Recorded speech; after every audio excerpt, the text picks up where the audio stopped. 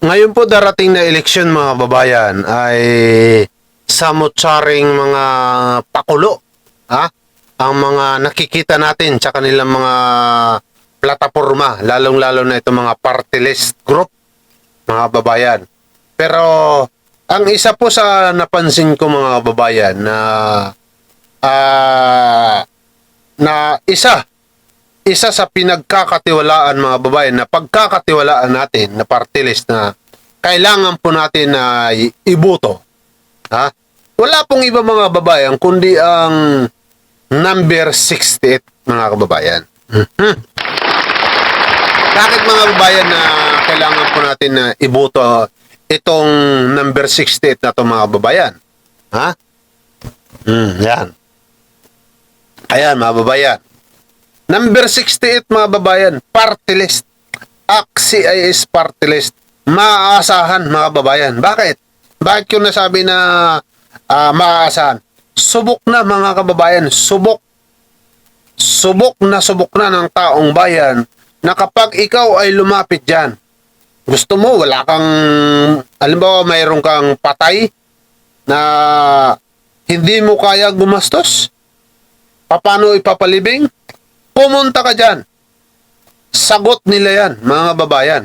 Gamot sa iyong mga magulang na senior citizen, pumunta ka dyan. Sagot nila yan, mga babayan. Subok at matatag na po yan, mga babayan. ACT-CIS party list para sa kongreso, mga babayan. Ito pa ang pinakamaganda, mga kababayan dyan. Sinabi ni Congressman Erwin Tulfo na ang ACT-CIS party list ay balak nila na lagyan ng mga equipment, mga kagamitan at mga gamot ang mga kasulok-sulukan ng mga ospital para hindi na po mahirapan ang mga kababayan natin na hindi na sila matatanggihan na sasabihin na pumunta na lang kayo sa iba. Sasabihin ng mga doktor, pasensya na, pumunta na lang kayo doon sa iba ha. Sa ibang sa ibang ospital kasi wala kami dito gamit. Wala rin kami dito mga gamot. Ngayon po mga babayan, hindi na dahil plano po mga babayan ni Congressman Erwin Tulfo at saka Jocelyn Tulfo at saka Eric Yap, mga babayan. Plano po nila na lagyan ang mga gamot sa mga liblib na mga ospital sa mga probinsya para yung mga kababayan natin na magkakasakit or gusto magpagamot ay hindi na po sila pwede na tanggihan pa ng ospital at sasabihin nila na wala kami gamot dito, doon ka pumunta sa ibang lugar.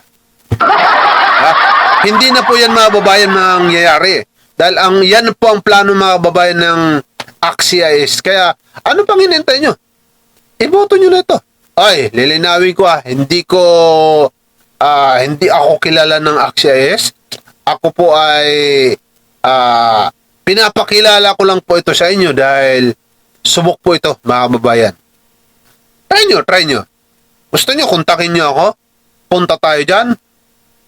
Tutulungan kayo niyan. Walang halong bula yan, mga babayan. Kapag pumunta ka dyan, kahit sino ka, kahit hindi ka bumuto dyan, tutulungan ka niyan. Wala silang pinipili. Hindi po yung katulad ng mga kababayan na hindi po yung katulad ng na kapag hindi ka bumoto, hindi ka nila tutulungan, di ba? Wait lang ha, happy muna tayo. It's the motherfucking Eagle Double G.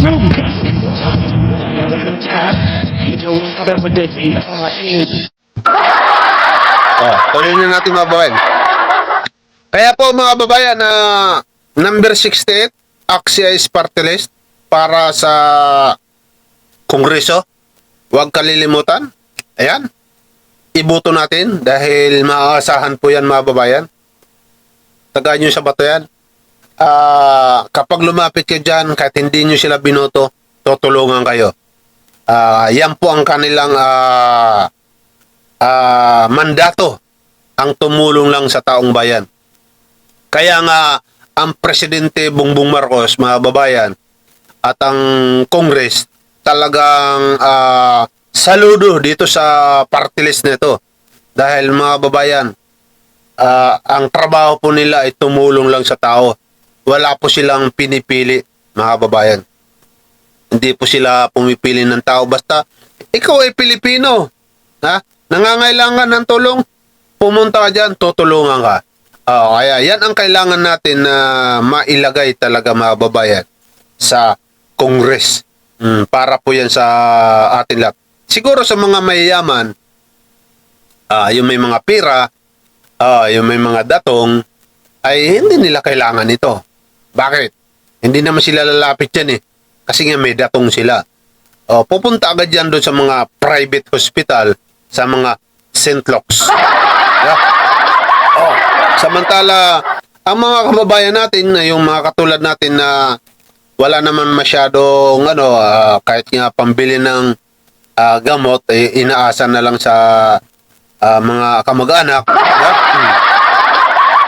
Ito ang kailangan natin. Ito po ang AXIS Party List, mga babayan, ay para po yan sa mga kababayan natin na kapos, na hindi makaipon, nagtatrabaho lang para may makain, tapos pagdating ng kinabukasan, ubos na naman.